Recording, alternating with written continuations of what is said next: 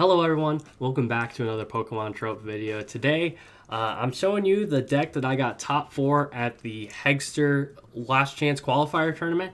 I wanted to get a quick deck profile video out there because it's a pretty unique deck. It is Vikavolt Parasect. So I'm sure a lot of you know what Vikavolt does. For 2 energy, it does 50 damage, and during your opponent's next turn, they can't play any item cards. What a lot of you probably don't know is what Parasect does. Parasect is from Team Up.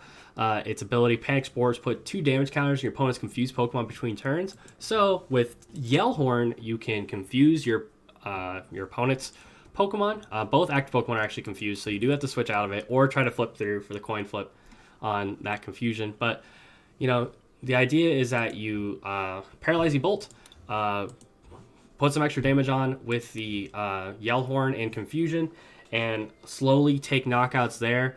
Your opponents can try to attack through it, but they have a 50% chance of just doing 30 damage to themselves and not doing any attacks. So this is a deck I had been working on a little bit, just a little pet project of mine. It's a really fun deck to play. There will be a gameplay video coming out soon on this channel as well. The list is a little bit different, but I wanted to get a profile out for you all really quick because I'm sure a lot of you are wondering what this deck is and what it's all about. I guess I'll talk a little bit about some of the changes from the list that'll be coming out. In the old list, I was playing Communications, Pokemon Communications instead of Great Balls. There's not a lot of Pokemon actually in this deck, so Pokemon Communication was not super useful. Great Ball was just a little bit more consistent in the sense of at least you can maybe find something. And you don't have to have a Pokemon in hand to use it. I was also playing a 3-3 Parasect line. I knocked it down to a 2-2 because I wanted to make room for some other cards. But yeah, you don't really need. You're never gonna need a 3-3 Parasect line out. You're gonna at most need a 2-2. Most of the time, you only ever get a 1-1 out. But yeah. Some of the extra cards I included, I added in a Tool Scrapper because you physically cannot beat Luke Metal without it. Because Metal Goggles, if Metal Goggles gets put into play on the first turn, Panic Spores can't put damage counters on because technically it is the ability doing damage. It is not confusion damage. It's not the same idea as like poison.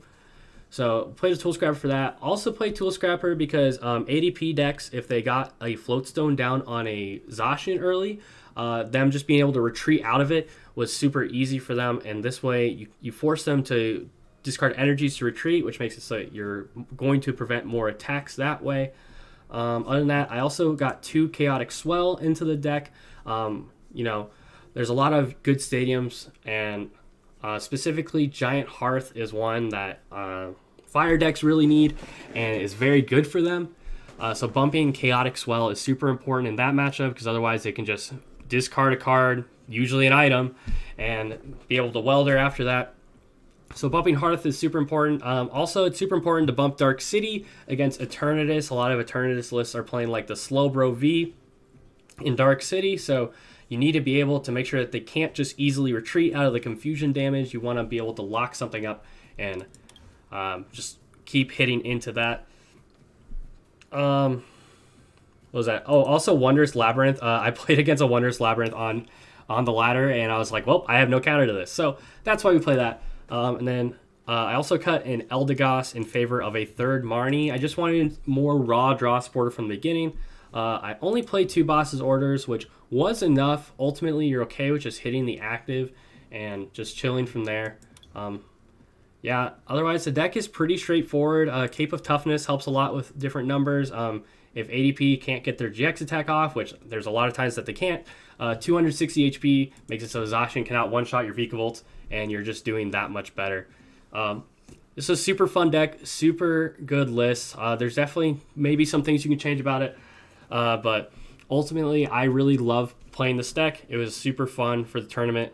I sadly did lose in top 4. I had a really bad game 1 and game 3 against ADP, but it happens. This deck isn't, I wouldn't say, it's not the most consistent archetype. It's a little gimmicky, but super fun to play. Just wanted to get a quick deck profile out for all of you.